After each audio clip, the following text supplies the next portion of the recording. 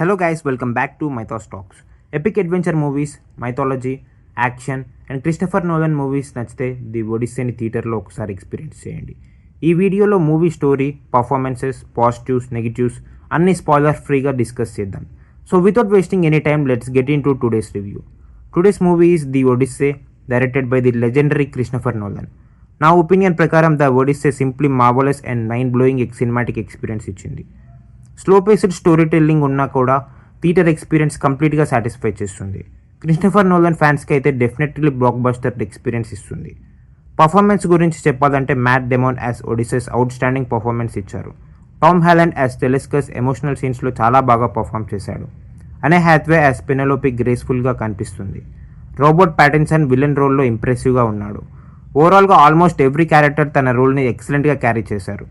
Story start అయ్యే ముందు కొంచెం ట్రోజన్ వార్ గురించి తెలిస్తే చాలా బెటర్ ఎక్స్పీరియన్స్ ఇస్తుంది. Everything started because of Helen. Trojan prince Paris Sparta king Menelaus wife హెలెన్ని ట్రాయ్కి తీసుకువెళ్లడం వల్ల గ్రీక్ కింగ్స్ అందరూ కలిసి ట్రాయ్ మీద వార్ డిక్లేర్ చేస్తారు. ఆ వార్ ఆల్మోస్ట్ 10 years కంటిన్యూ అవుతుంది. గ్రీక్ ఆర్మీలో అచిలస్, ఎజాక్స్, అగమీనన్ లాంటి లెజెండరీ వారియర్స్ ఉంటారు. కానీ ట్రాయ్ వాల్స్ని బ్రేక్ చేయడం వాళ్ళ వల్ల కాదు. అప్పుడే ఒడిస్సెస్ ఒక బ్రిలియంట్ ఐడియా ఇస్తాడు. అదే famous Trojan horse. Wooden horse లోపల సోల్జర్స్ హైడ్ అయ్యి ట్రాయ్ సిటీ లోపలికి ఎంట్రీ అయ్యి వార్ని గెలుస్తారు. కానీ వార్ గెలవడం వల్ల ఒడిస్సెస్ ప్రాబ్లమ్స్ కంప్లీట్ అవ్వలేదు. యాక్చువల్గా అక్కడి నుండే తన రియల్ జర్నీ స్టార్ట్ అవుతుంది. సినిమా ట్రోజన్ వార్ కంప్లీట్ అయ్యాక స్టార్ట్ అవుతుంది. ఒడిస్సెస్ తన కింగ్డమ్ ఇథాకాకి రిటర్న్ అవ్వాలని జర్నీ స్టార్ట్ చేస్తాడు. కానీ ఆ జర్నీ సింపుల్ జర్నీ కాదు.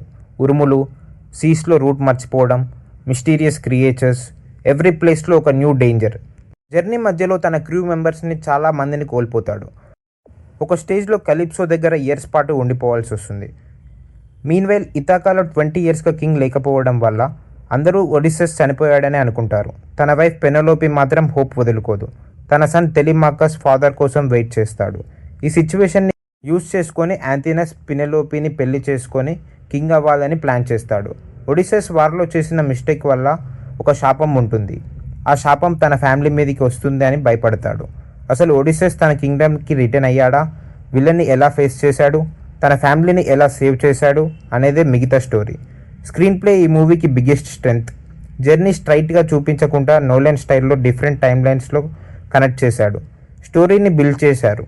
కానీ సీన్స్ స్లోగా ఉన్న ఫైనల్గా అన్నీ కనెక్ట్ అయ్యే విధానం చాలా బాగుంది. Background score movie experience next లెవెల్కి తీసుకెళ్తుంది. వార్ సీన్స్లో ఇంటెన్సిటీ, జర్నీ సీన్స్లో అడ్వెంచర్ ఫీల్, ఎమోషనల్ సీన్స్లో మ్యూజిక్ చాలా బాగా వర్కౌట్ అయ్యాయి. Movie biggest positive Christopher Nolan direction. Matt Damon career best performance అని చెప్పాలి. బ్యాక్గ్రౌండ్ స్కోర్ ఎవ్రీ సీన్ని ఎలివేట్ చేసింది. పిక్ డీటెయిలింగ్ క్రిస్టఫర్ నోలన్ మూవీస్లో ఎక్స్పెక్ట్ చేయాల్సిందే. Visual effects and cinematography extraordinary. War scenes and climax goosebumps ఇస్తాయి. Family emotions కూడా చాలా బాగా వర్కౌట్ అయ్యింది. అడ్వెంచర్ అండ్ మైథాలజీ లవర్స్కి కంప్లీట్ ఫీస్ట్. నెగిటివ్స్ గురించి చెప్పాలంటే మూవీ కొంచెం స్లో పేస్లో ఉంటుంది. 2 to 3 సీన్స్ లెంత్ ఎక్కువ అనిపిస్తాయి. Fast paced commercial cinema expect చేసే వాళ్ళకి కొంచెం లాగ్ అనిపించవచ్చు. ఓవరాల్గా Christopher Nolan fans, adventure lovers, mythology movies ఇష్టపడే వాళ్ళకి ది ఒడిస్సే డెఫినెట్లీ థియేటర్లో ఎక్స్పీరియన్స్ చేయాల్సిన మూవీ. ఓవరాల్గా ది ఒడిస్సే ఒక మైండ్ బ్లోయింగ్ సినిమాటిక్ ఎక్స్పీరియన్స్. మీ ఒపీనియన్ కామెంట్స్లో చెప్పండి. వీడియో నచ్చితే లైక్, షేర్ చేయండి. మైథాస్ టాక్స్ని సబ్స్క్రైబ్ చేసి బెల్ ఐకాన్ని ప్రెస్ చేయడం మర్చిపోకండి. See you guys, this is Mythos Talks signing off.